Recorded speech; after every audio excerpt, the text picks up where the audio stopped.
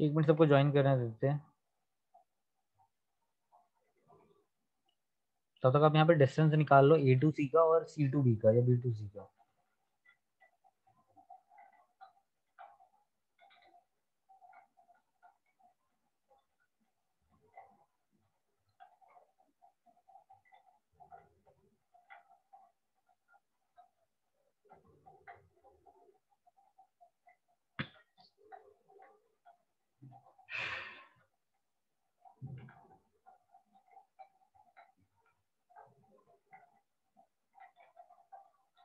देखो चलो स्टार्ट कर, हम बात कर रहे हैं यहाँ पर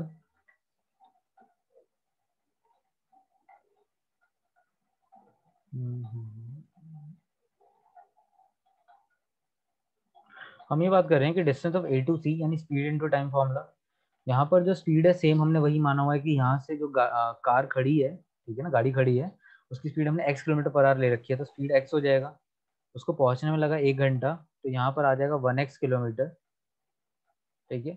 और ऐसे ही अगर मैं बात करूँ डिस्टेंस ऑफ बी टू सी, तो बी से लेके सी का डिस्टेंस तो वही स्पीड इनटू टाइम, तो वहाँ पे जो कार खड़ी थी उसकी स्पीड हमने y ली थी, तो y और उसको टाइम लगा सेम वही 1 घंटा, तो यहाँ पर जो डिस्टेंस आ जाएगा 1 किलोमीटर आ जाएगा।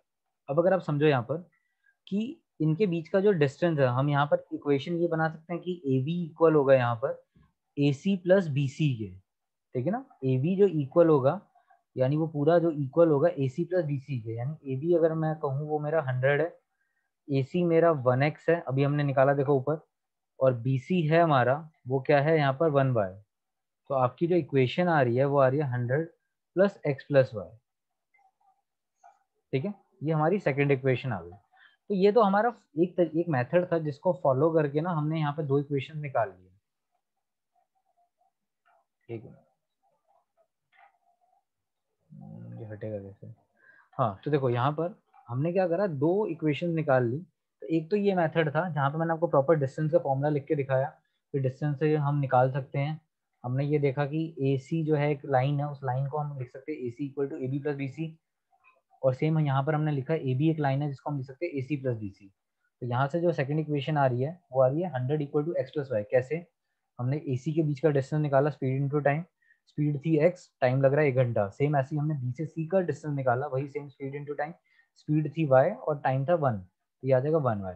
और इक्वेशन बन रही थी कि ये पूरी जो ए बी इक्वल है ए सी प्लस बी सी के इक्वल है, तो ये सेकंड इक्वेशन आ गई। तो ये एक मेथड है जहां से हमने ये दो इक्वेशन निकाली है। तो ये क्लियर है आप लोगों को? बताओ। यस सर क्लियर है। ठीक है। अब सपोज करो इतना बड़ा नहीं करना, ये तो काफी बड़ा हो गया कि प्रॉपर हम डिस्टेंस निकाल रहे हो, तो एक छोटा सा मेथड भी है। पर देखो मैं दोनों मेथड इसलिए बताता हूँ आपको कि पेपर में ना ऐसा नहीं है कि ये करके जाना वो करके जाना, दोनों आने चाहिए, क्योंकि जो याद रहेगा वो ज्यादा बेटर रहेगा, ना एक पे रहोगे तो भूल जाओगे। रिलेटिव स्पीड का फॉर्मूला पढ़ा है कुछ? रिलेटिव स्पीड होती थी एक चीज, 10th के अंदर पढ़ा आपने अभी या 9th में रिलेटिव स्पीड? देखो साइंस में ना नो आप सर। आगे जाके पढ़ोगे रिलेटिव स्पीड क्या होती है। हाँ जी। हेलो हेलो हाँ जी। हेलो सर, मैं खुशहाल की मदर बोल रही हूँ। हाँ जी हाँ जी बोलिए। 1 मिनट बात करनी थी आपसे। सर ये कॉपी और बुक्स वगैरह कुछ निकाल के नहीं बैठता सर, यही पढ़ाई होती है क्या आपकी? कुछ कॉपी बुक्स कुछ निकाल लो ही ना, कुछ लिख रहा है ना कुछ भी, बड़ी ना देखिए कॉपी मैं है ना तो बुक है ना लिख रहा। सबको ही बोलता हूँ कि कैमरा ऑन करके रखेंगे, सामने करेंगे, क्वेश्चन वगैरह भी सारे करके जवाब देते हैं। अब देखिए हर एक बच्चे पे मैं कैसे नजर रखूँ? नहीं सर, मैं बस यही पूछ रही हूँ, आप बुक्स निकलवाते हो नहीं कॉपी सारे ही निकलवाते हो, कर बस रहे ये हैं। पूछना है मुझे आप कि ये क्यों। देखिए सारे ही जवाब दे रहे हैं, बच्चे भी आपके सामने ही सारे हैं। आप किसी बच्चे से बात कर लीजिए, सारे सुन रहे हैं, हर कोई जवाब देता है करके यहाँ पर। जी सर। ये तो सर गलती है अब इसकी। खुशहाल कोई जवाब भी नहीं दे रहा होगा मुझे लग रहा है, हाँ क्योंकि कुछ। मैं देख रही हूँ उसको 2-3 दिन से, ना कोई बुक है इसके पास, ना कोई कॉपी है, ना कोई पेन है हाथ में। बस जब भी पूछूंगी मेरी क्लास है मेरी क्लास है, कुछ आंसर नहीं दे रहा, कुछ लिख नहीं रहा, ये कौन सी क्लास ले रहा है। मैं आपको बताना चाहती थी, अब ये क्लास ले तो इससे सर यही बोलो, इसको बुक्स निकाले कॉपी निकाले, उससे कुछ ना कुछ पूछते रहो सर प्लीज, ये मेरी रिक्वेस्ट है मेरी ठीक है, आपने इसको बोलिए अपना कैमरा ऑन रखिएगा ताकि मुझे पता चले क्या कर रहे हैं। आपसे। यस सर, ओके जी। आप कैमरा ऑन करा दीजिए इसका, और मैं देख, मुझे दिखता रहेगा ना कि बच्चा कर क्या रहा है। और सारे जो पढ़ रहे हैं प्लीज अपना कैमरा ऑन रखो, ठीक है ना, ताकि मुझे पता चल सके कि आप लोग पढ़ भी रहे हैं नहीं पढ़ रहे। क्योंकि मैं आप लोगों को बोलने ही वाला था कि अपना कैमरा ऑन रखना आप। कर रहा हूँ भैया। जो जो कर सकते हैं अभी ऑन करना, नहीं तो नेक्स्ट क्लास में कंपलसरी है हर किसी ने ऑन करना होगा कैमरा, ठीक है ना? सबके लिए कह रहा हूँ मैं, हर बच्चे के लिए कंपलसरी है कि वो कैमरा ऑन करेगा नेक्स्ट क्लास में। अभी कुशाल आप अपना ओके ऑन सर। रखो।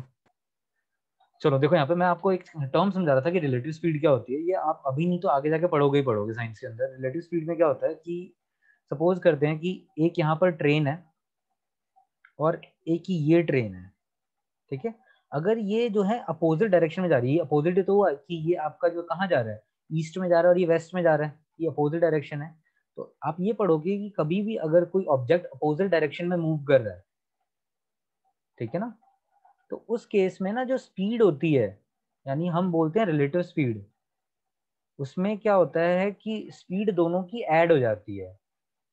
स्पीड ऑफ ए प्लस हो जाएगी किसके साथ, स्पीड ऑफ बी के साथ। ऐसा क्यों हो रहा है देखो, क्योंकि अब जब दोनों मिलेंगी तो कंबाइंड स्पीड से मिलेंगी ना। मेरी बात सुन आ रही है कि अगर वो जाके आगे मिलेंगी तो एक इस पॉइंट पे अगर दोनों ने मिलना है आगे जाके तो कंबाइंड स्पीड से मिलेगी, क्योंकि ये भी चल रही है ये भी चल रही है, और जब मिलेंगी तो दोनों एक साथ ही मिलेंगी। तो इस वजह से जब अपोजिट डायरेक्शन होता है तो उसके अंदर दोनों की स्पीड से ऐड हो जाती है। मेरी बात सुनाई? क्योंकि दोनों ही आगे बढ़ रही हैं तो दोनों ही आगे जाके मिल जाएंगी, ठीक है? और यही चीज जब हम बात करते हैं सेम डायरेक्शन के लिए, सेम डायरेक्शन के लिए बात करते हैं, जैसे सपोज करते हैं कि अब यहाँ ट्रेन ए है, यहाँ पर ट्रेन बी है। अगर ट्रेन ए इस डायरेक्शन में जा रहा है और बी भी इस डायरेक्शन में जा रहा है तो इनको मिलने में टाइम लगेगा। खुद देखो क्यों, क्योंकि ये भी आगे आगे भाग रहा है, ये इसके पीछे पीछे भाग रहा है। तो यहाँ पे जो रिलेटिव स्पीड, देखो रिलेटिव क्या होता है, कंबाइंड स्पीड की बात होती है। तो यहाँ पे जो कंबाइंड स्पीड बनेगी, रिलेटिव मतलब होता है कंबाइंड स्पीड, वो होगा स्पीड ऑफ जिसकी ज्यादा होगी। ऑब्वियसली बात है पीछे की ज्यादा होगी। अगर हम मान रहे हैं यहाँ पे कि हम यहाँ मान के चलते हैं कि स्पीड ऑफ वी डिपेंड करता है कंडीशन पे, is greater than speed of A, ठीक है? ये कंडीशन में मान के चल रहा हूँ। तो इस केस में हम क्या करेंगे, स्पीड ऑफ ट्रेन बी में से माइनस कर देंगे स्पीड ऑफ ट्रेन ए, ठीक है? तो सिंपल दो चीजें याद रखनी। देखो आप 10th में और अच्छे से करोगे जब साइंस में करोगे। मेन मैं आपको क्या समझा रहा हूँ कि आपको याद रखना है कि अपोजिट डायरेक्शन जब भी केस आएगा तो वहां पर दोनों ऑब्जेक्ट की स्पीड क्या हो जाएगी, ऐड हो जाएगी। ये याद रखना है आपने, क्योंकि साइंस ज्यादा बेटर से साइंस वाले सर कराएंगे। अभी आपको मेन मैं ये समझा रहा हूँ कि जब सेम डायरेक्शन होगा तो उसके अंदर क्या होगा, दोनों की स्पीड क्या हो जाएगी, माइनस हो जाएगी। ये दो बातें समझ में आ गई आपको? और सिंपल आप ऐसे समझ सकते हो कि अगर ये सेम डायरेक्शन में जा रहा है, खुद देखो ना कि इसको पकड़ने के लिए इसको अपनी स्पीड बढ़ानी पड़ेगी, यानी इनके बीच में गैप चलता रहेगा। तो इस वजह से क्या करते हैं यहाँ पे हम स्पीड के इनका, आपने डाउनस्ट्रीम अपस्ट्रीम करा था 9th में, डाउनस्ट्रीम अपस्ट्रीम 9th में यस करा था? सर। तो याद है डाउनस्ट्रीम और यस याद है डाउनस्ट्रीम अपस्ट्रीम का ही तो केस है एक तरीके से। डाउनस्ट्रीम में याद है यस क्या होता था, क्या था डाउनस्ट्रीम में, बताना मुझे। सर डाउनस्ट्रीम में प्लस होता था, अपस्ट्रीम में माइनस। Very good. तो वहां पर प्लस क्यों होता था कि सपोज करो अगर ये पानी है, ये इधर भाग रहा है और आपकी बोट भी इधर ही जानी है, तो आपको एक एक्स्ट्रा स्पीड मिलती थी, यानी पानी की स्पीड भी आपकी बोट की स्पीड में ऐड हो जाती थी। यानी हम कहते थे डाउन स्ट्रीम में, ये 9th में पढ़ा होगा, स्पीड ऑफ वाटर या stream plus speed of boat, तो ऐड हो जाता था। तो वही तो आपका ऊपर है, कहाँ पर, ये देखो इधर अपोजिट डायरेक्शन वाली बात, कि अगर ये भी इधर आ रहा है ये भी इधर आ रहा है, यानी दोनों एक ही साथ एक ही पॉइंट पे आ रहे हैं, तो इसका मतलब इनकी स्पीड क्या हो रही है, जुड़ रही है। अब ऐसे ही अपस्ट्रीम था, सेम यही आपका अपस्ट्रीम था। अपस्ट्रीम में क्या था कि अगर आपका वाटर है वो इधर जा रहा है और लेकिन आपको बोट जो है दूसरी डायरेक्शन में ले जाना है, तो जो फाइनल स्पीड होगी, यानी उसको रिलेटिव स्पीड भी कह सकते हो आप, जो फाइनल स्पीड होगी वो क्या होगी, स्पीड जिसकी ज्यादा होती थी, बोट की ज्यादा होती थी, speed of boat minus speed of water, ये करते थे हम। तो यही आपका केस इधर आ गया सेम डायरेक्शन वाली स्पीड में, कि इसको भी इधर जाना है इसको भी इधर जाना है, ठीक है ना? सर आपकी हाँ, वॉइस लैग हो रही है। अच्छा मेरी आवाज लैग हो रही है? नहीं सर सही आ रही है। नहीं सर, सही आ रही है। तो कोई नहीं, मैं एक बार बस ये समझा रहा हूँ कि जैसे ये आपका डाउनस्ट्रीम अपस्ट्रीम का केस था ना, वैसे ही ये केस होता है, पर वहां पे वाटर के ऊपर बोट होती है, यहाँ पे वाटर बोट नहीं, यहाँ पे दो ऑब्जेक्ट हैं जो सेम डायरेक्शन में जा रहे हैं और अपोजिट डायरेक्शन में जा रहे हैं। तो ध्यान रखना, अपोजिट का मतलब होता है कि स्पीड ऐड हो जाती है और सेम का मतलब होता है कि स्पीड माइनस हो जाती है।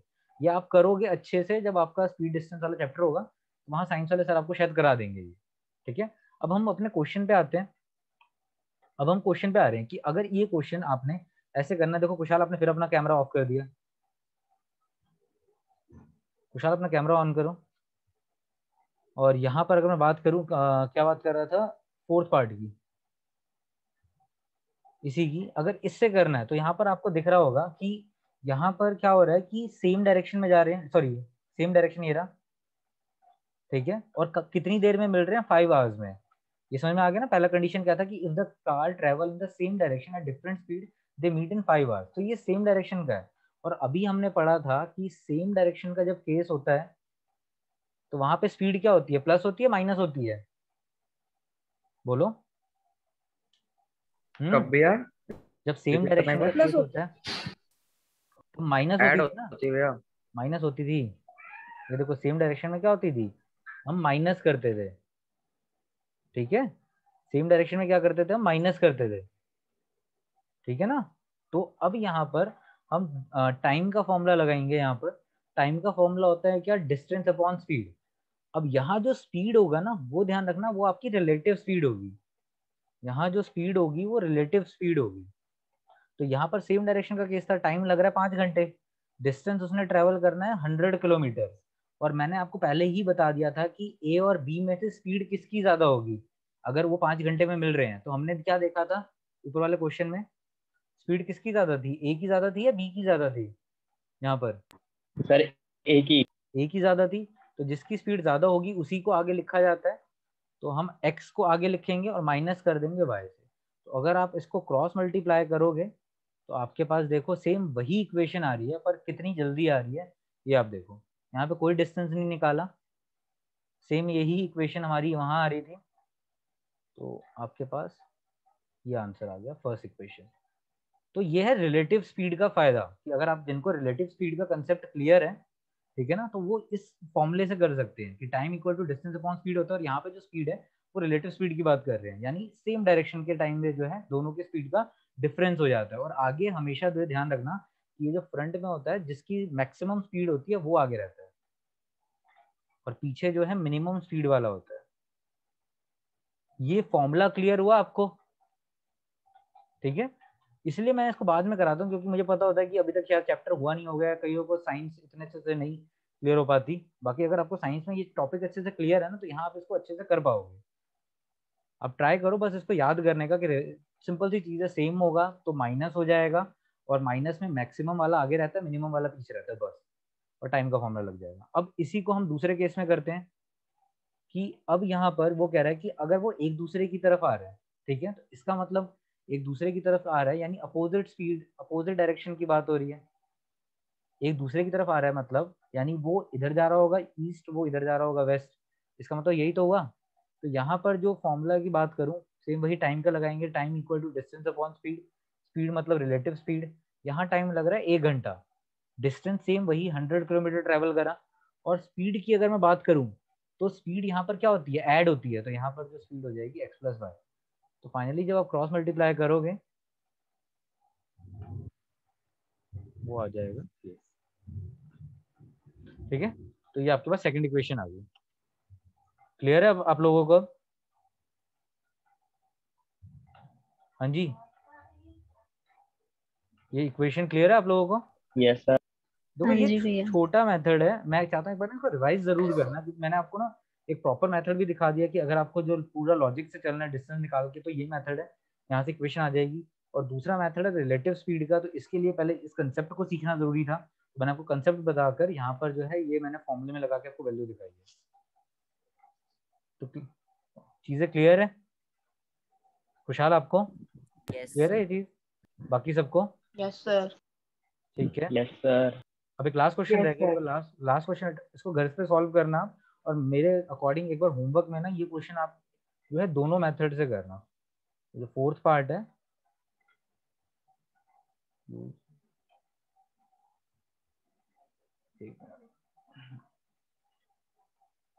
दोनों मेथड को फॉलो करना, तभी आप दोनों मेथड को अच्छे से सीख पाओगे। अब अगले पार्ट की बात करते हैं हम।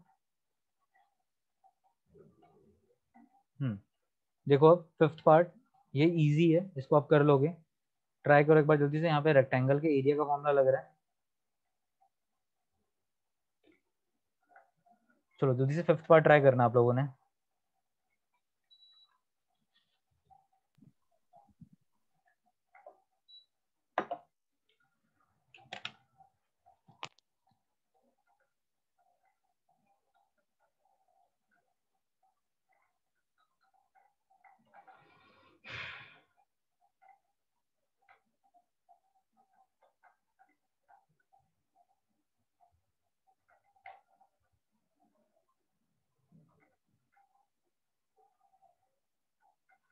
देखो एरिया ऑफ रेक्टेंगल कह रहा है 9 स्क्वायर यूनिट से कम हो जाता है जब लेंथ रिड्यूस हो जाती है 5 यूनिट से, ब्रेथ इंक्रीज हो जाती है 3 यूनिट से।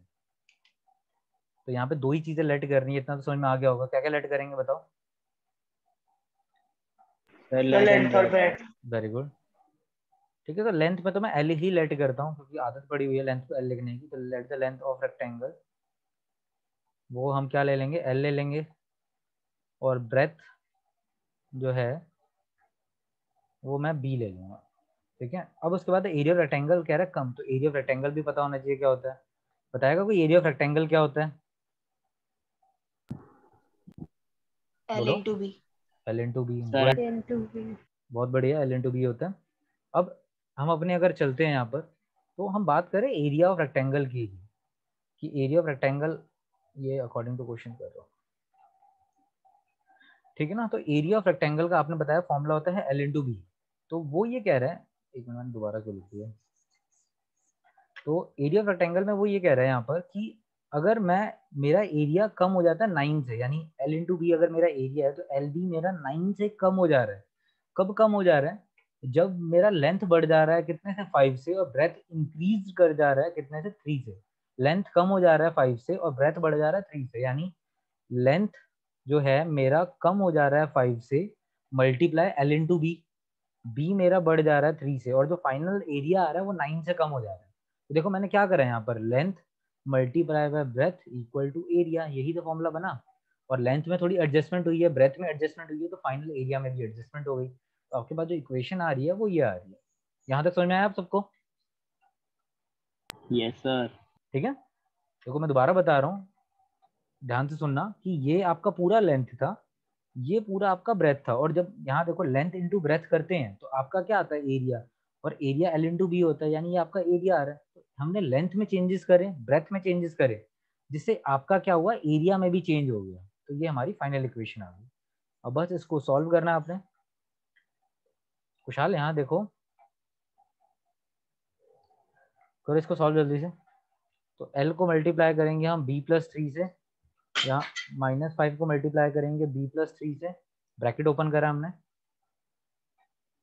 तो ये आ गया इधर एल बी, ये आ गया 3L, ये आ गया -5B -15, और एल बी -9। अब ये एल बी यहाँ पॉजिटिव है, वहाँ जाके नेगेटिव हो जाएगा, तो ये दोनों कट जाएंगे। तो मैंने डायरेक्टली काट दिया। ठीक है ना, ये पॉजिटिव है, वहाँ जाके नेगेटिव हो जाता तो कट जाता। अब जो बच गई चीज़ें एक साथ लिख सकते हो आप।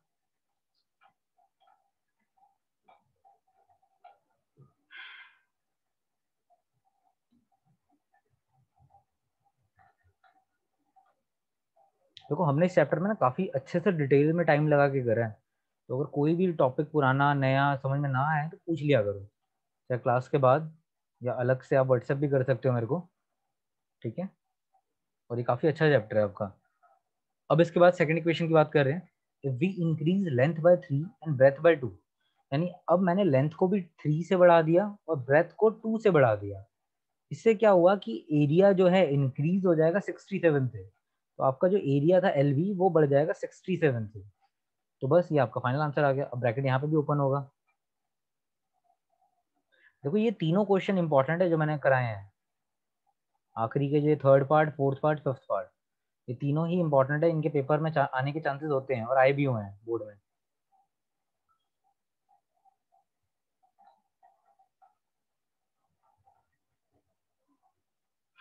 तो यहाँ से एल बी से एल बी कट कर लो, तो यहाँ पर आ गया 2L plus 3B plus 6 minus 67 equal to 0।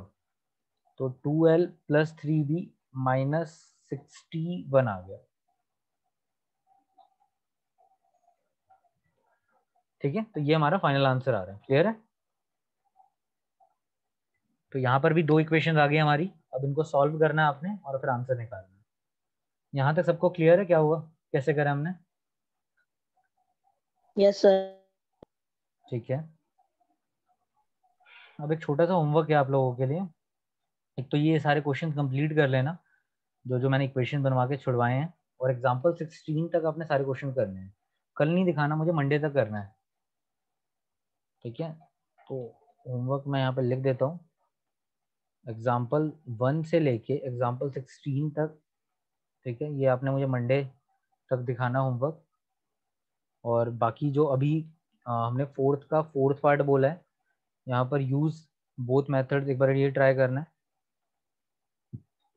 और दूसरी चीज़ जो है कंप्लीट करना है क्वेश्चन जो मैंने छुड़वाए हैं बीच बीच में इक्वेशन बना के, तो उनका सारे क्वेश्चन कर लेना। ये होमवर्क है आपका, ये आपने मुझे कल तक कर के देना है। ठीक है ना, ये आपने जो है, कल हमारी फ्राइडे है ना, कल तक देना है फिर। ठीक है, तो आपकी जो भी बीच में क्लासेस ऑफ हुई थी वो मैंने सबको सारी बैकअप क्लासेस दे दी हैं। ठीक है, और बाकी साइंस वाले सर से मेरी बात हुई थी तो वो मंडे से शुरू कर देंगे क्लासेस। मंडे नहीं, सॉरी, ट्यूसडे से। तो जो भी उनकी बैकअप क्लासेस वगैरह वो आपसे बात कर लेंगे, तो ट्यूसडे को आपकी क्लास शुरू हो जाएगी साइंस की दोबारा से। ठीक है, किसी को कोई डाउट आज के टॉपिक के रिगार्डिंग कुछ पूछना हो? सर कल तो 4 o'clock है ना क्लास? हाँ, कल मतलब वही सेम टाइम पे है, 4 o'clock। किसी को कोई डाउट कुछ पूछना हो आज के टॉपिक के रिगार्डिंग? सर। चलिए ठीक नो है। सर। तो दूसरा मैंने आपको यार फीस के लिए मैसेज करा था, तो एक बार आप देख लेना, अगर ऑनलाइन पे करना है तो आज या कल में आप मुझे पे कर देना। ठीक है ना, बट कोशिश करो आज कल में आप पे कर दो। ठीक है, चलिए ठीक है। सर कौन से नंबर पे फीस पे करनी है? मैं बता देता हूँ, देखो मेरा नंबर है 9811802917। ठीक है, आप अगर फ़ोन सर जो पे, आपका पर्सनल नंबर है ना, हाँ वही उसी वही पर वही, ना? हाँ फ़ोन पे या गूगल पे करते हो तो वहाँ पे ना मेरा नाम ही दिखेगा, मोहित पासवान के नाम से। ठीक है, और अगर आप पेटीएम करते हो तो वहाँ पर केडी लर्निंग पॉइंट के नाम से आएगा। ठीक है, वो इंस्टीट्यूट के नाम से रजिस्टर्ड है, तो आप इस पर कर सकते हो। ठीक है, चलिए ठीक है, bye bye. Bye bye. Bye bye, bye ध्यान सर। रखो आप सब, बाय बाय।